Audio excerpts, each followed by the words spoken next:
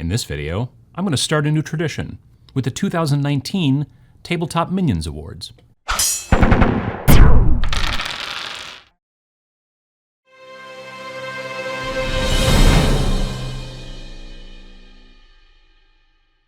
So I had this idea a couple of weeks ago, and I thought to myself, you know, it's the end of the year coming up, and I kind of want to call out some really good things that happened in 2019, some products that came out, some websites, some publications, things like that. And I figured, you know what, I'm going to have my own awards ceremony. I'm going to create a new tradition with the Tabletop Minions Awards, and so I decided to get dressed up.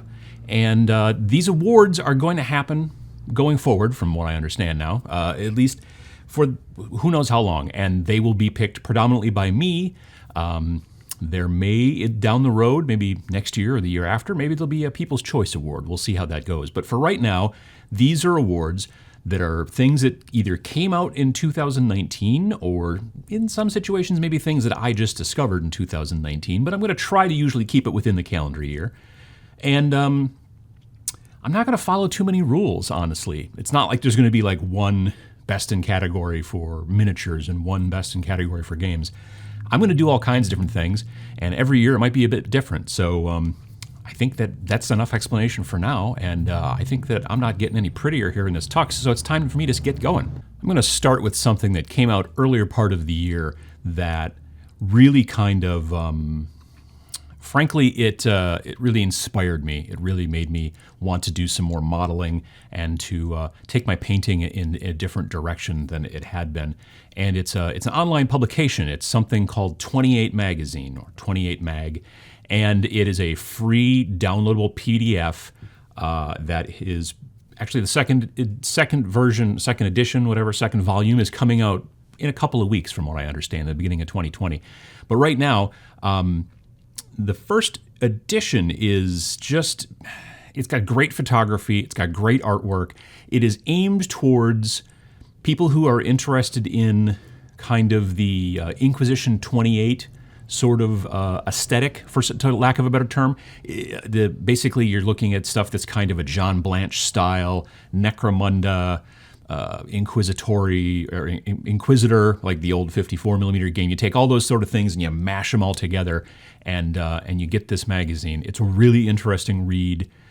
It's spectacular on a tablet, like an iPad or whatever, because you can just take it whenever and just sit there and read it like a magazine. But it's you can read it on your computer as well, or on your phone, I guess. It's real small, probably on the phone, but it's a great kind of something to really give you inspiration to make you do some different styles of modeling. And that's what I'm going to be doing with it. I'm already working on a couple of different warbands in the style of the stuff that I found in this magazine, and it's really kind of pushing my brain a little bit in directions that I'm starting to enjoy. So yeah, check out that magazine, and they're the first award in the 2019 TMAs. I think maybe we'll call it that.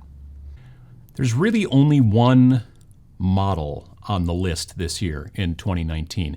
There were lots of great models that came out this year, but the model that I was most impressed by, that I bought actually several times because I've been modifying it and using it for a lot of different things, is the Ambot from Necromunda from Games Workshop. If there's a full Luther pattern, excavation, automata, whatever, but most people know it as the Ambot, and it is this awesome kit. You get two of them in there, and they're in slightly different poses. I modified one pretty heavily for my orc kill team, and really had a good time doing that. I did a whole video series about actually that kind of process.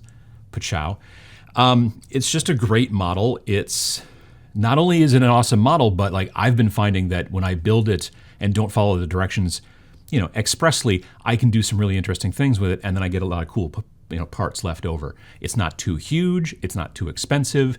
It's a great model that you can use obviously in Necromunda, obviously in 40K. They've, I think, added now rules to...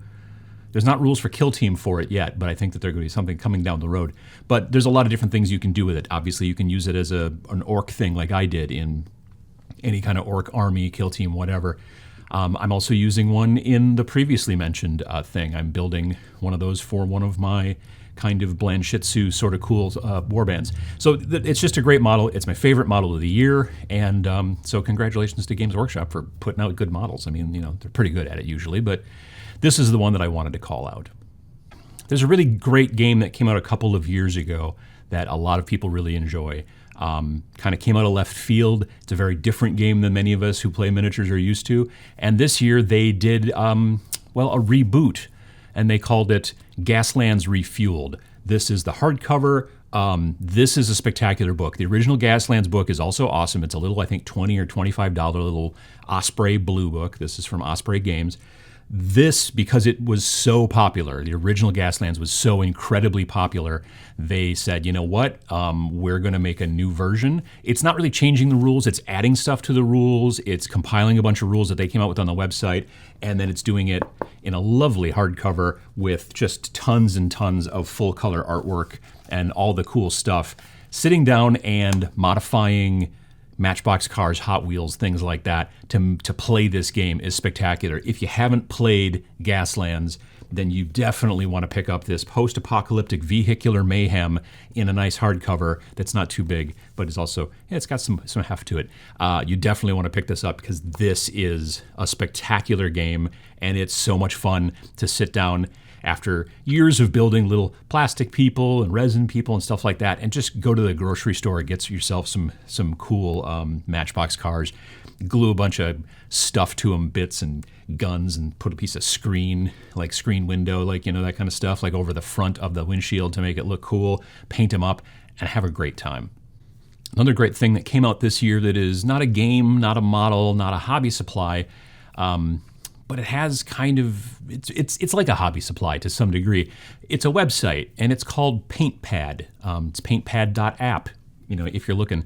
It's something designed by Andy Pearson with the help of some friends and things like that. And it is this spectacular website for going through and saying, basically, when I'm always telling you that you need to write down, what you did when you're painting some models, keep that recipe book. This is like an online version of that that's not only just like a great place where you can keep that stuff, but you can also share that stuff. You can also find that stuff. If you see somebody who posts a picture of a really cool looking Tau Fire Warrior, you can click on it and see step by step the colors they used. And not just like, I used kind of a dark red here. This website has got hundreds and hundreds and hundreds of well-known Citadel, Vallejo, I can't think of any more the Army Painter, all these different companies where they've gone through and figured out the entire paint line, put down the colors. So if you're using a specific color from a specific manufacturer, you can say, I used this, I used this, I used this. You can share that information. It's just a great website. It's not, Android only or iOS only. It's web-based. And so that's really nice too, because now you can use it on your phone, but you can also use it on a laptop or whatever, and really keep track of what you're doing with your models, but also you can share and link out to people and say, hey, this is how I did that. If you're talking to somebody in a forum or Reddit or wherever, you can say, hey, here's a link to how I did that. You can upload pictures of your finished work. You can do all that kind of stuff. It's a great website. It's free, and you should definitely check it out. Paintpad.app is something that I was really super excited to come across in 2019. There's a set of terrain that I don't own yet, but I will. But I have seen it up close and personal, built, painted, all that kind of stuff. MDF Terrain from a company called Death Ray Designs, which I'm a big fan of their MDF Terrain. I own a bunch of their post-apocalyptic stuff. And this is a new line that they've put out this year called New Ceres, or Cirrus. And it is designed to be kind of a cyberpunk sort of situation. You've got, you can easily use it for, obviously, Infinity. But you can also use it for a lot of new cyberpunk games that are coming out, skirmish games and things like that. And I think you're going to start to see more cyberpunk stuff coming out in 2020. Obviously, with the release of Cyberpunk 2077, the video game, Artalasaurian is coming out with Cyberpunk Red, the RPG. Obviously, this year there was a couple of different games for cyberpunk-styled stuff.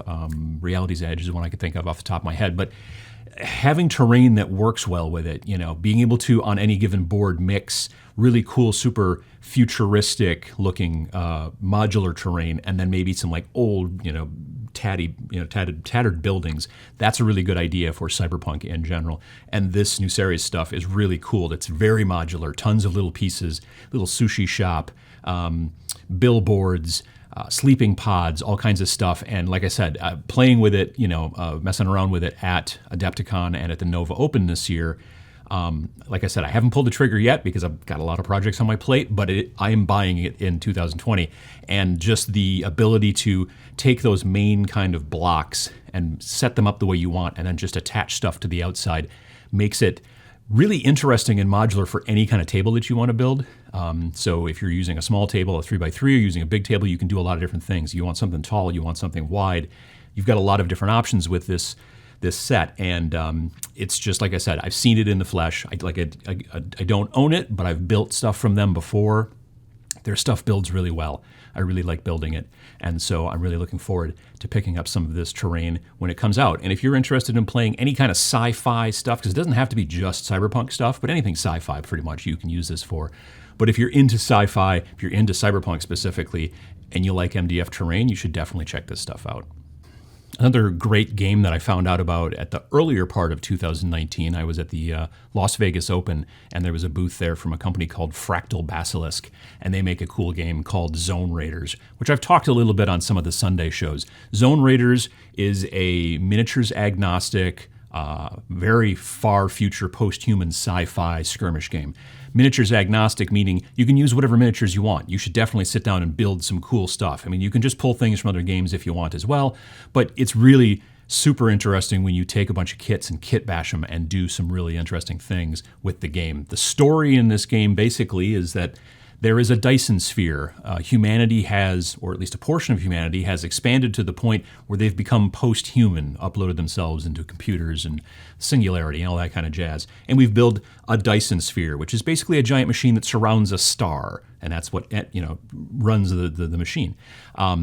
You don't play crazy post-humans who are uploaded to a computer. You play the leftover humans who have been living in the layers of this Dyson sphere for so many years and generations that you don't even realize that you came from Earth or even really where you are. You're just inside this giant machine. You know that something, if you go down, there's something good down there. Spoiler alert, it's a sun, which you don't want to get too close to. But you can build these boards really differently, I think, than any other game you might play, because this machine is not designed for people to be living in the inside of it. They are stowaways for the most part, but they've been living there so long that they've built their society in amongst all these kind of non-OSHA approved pieces of machinery, which sometimes after thousands of years decide to move a mile that way and destroy everything. And so it's a really interesting game system. It's mostly D20 based, and I love any kind of game where I can sit down and create my own stuff, and it's also got like a cool story. So yeah, you can get it as a PDF. This is the hardcover that was part of the kind of Kickstarter, I think. I think I got it post Kickstarter, but yeah, definitely go check out the website, and there are some battle reports you're starting to see crop up as well, because again, this is an indie game. This is predominantly like kind of a one-man show, but definitely take a look at Zone Raiders if you like super post-human sci-fi with some really interesting modeling and also terrain possibilities. And the last award for 2019 is something I picked up actually pretty recently. And this is a game, I don't have a physical copy of it. I currently only have a PDF. My physical copy is coming soon, and they will be releasing softcover. Mine's going to be hardcover. Again, part of it, kind of like a Kickstarter sort of thing. It wasn't through the Kickstarter website, but anyway. Softcovers, from what I understand, will be coming out in early 2020. And this is a game called Star Breach. Star Breach, again, is a miniatures agnostic game, sci-fi again. Not really story driven. There's not a lot of like, here's the background and here's what's going on. But what's interesting about Star Breach, number one, the rule set is really tight. As soon as I discovered that they're basically kind of using a modification of Bolt Action's activation scheme, where when you want to start playing the game, you have a bunch of dice, you have one die for each of your units on the table, and you put them into a bag along with your opponent's dice, and you have one color, they have another color. And just like in Bolt Action, you reach into the bag and you pull one out, and then, oh, it's that guy's. Okay, well, then he can pick one person, and then I pull another one out. Oh, it's mine, and I can pick a person and activate. That's a great system. I've always loved that kind of like random system. It's not alternating back and forth. I might pick 3 guys in a row, and then I know that later on you're going to have more people in a row because we know what's in the bag. It's a great system. And the other thing that's spectacular about it is that it has all these different warbands that are available. And if you sit and read the warband, if you know anything about games right now that are out there, you can be reading it and go, wait, I think this is the Tau. And then you can read through. They don't call them a Tau, they call them a different thing. You read through something else, you're like, I think this is AdMech. So the benefit is if you've already got Adeptus Mechanicus, Chaos, Tau, a lot of different forces, you don't have to go out and build all new models to be able to play this kind of cool, fun skirmish game. You can just take those models, look in the book and look at the different things and pick out, well, this is what this guy's got. He's got a plasma gun and he's in power armor. Okay, I can stat that out using this system because they've got all that stuff in there. But they've also got, some, for lack of a better word, Star Wars folks. There's the light path, or there's the path and the dark path, which are basically the Jedi and the Sith. So you can use those models as well. You can use a lot of different things. And there's also some factions in there that don't have any current analog out there. They're not like taking from some other system. So then you can, if you want to, go to town and build exactly what you want and have fun with that. It's a great system. It's also free. If you just want the PDF, you don't want the fancy book or whatever like that, you can get the PDF for free. Like I said, the softcover will be soon published by Slow Death Games coming out in 2020. But right now, if you want to check it out and download the main rule set, which will always be free according to the website, you can do that and basically just check it out and see what you think. There's plenty of, I'm playing with some folks with it right now, and they're just using the free version. I decided to buy the book because I like the book in some situations. I still have the PDF on my iPad too, so I can at any time pull it out, but I'm looking forward to getting the book as well. I'm also ordered some of the dice. You can use normal dice because when you pull those dice out, if you decide this guy's going to fire, then you put the die down next to him to remind yourself that this person's already fired, and then you put up the number for fire, or this person's dropping to cover or whatever. It reminds you what's going on. And since there's 6 different states, you have 1 through 6 on the dice. It's just a really smart system that kind of puts a bunch of different things together and really kind of makes me enjoy the game. And it's something that we're even starting to play locally here. So, and you can check it out for free. So take a look at that. So I want to congratulate all the folks who've won this year in the inaugural 2019 Tabletop Minions Awards. I will probably reach out to you and send you little graphics that you can, or you don't have to, but share them on social media or put them on your website or whatever. There's no actual awards.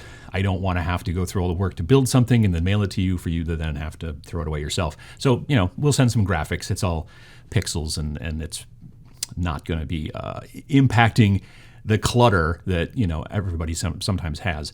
So if you've got something that you really liked this year, put it in the comments down below, and maybe some folks will see that and find a new game or a new model or a new website or something like that, or a new publication, whatever that they really enjoy. But these are the ones that I enjoy for 2019. This is the 7, and so yeah, check them out. All the links are down in the description below. So if you want to check them out yourself, you can find them down there. And we'll see what happens over 2020 and look towards next year's awards.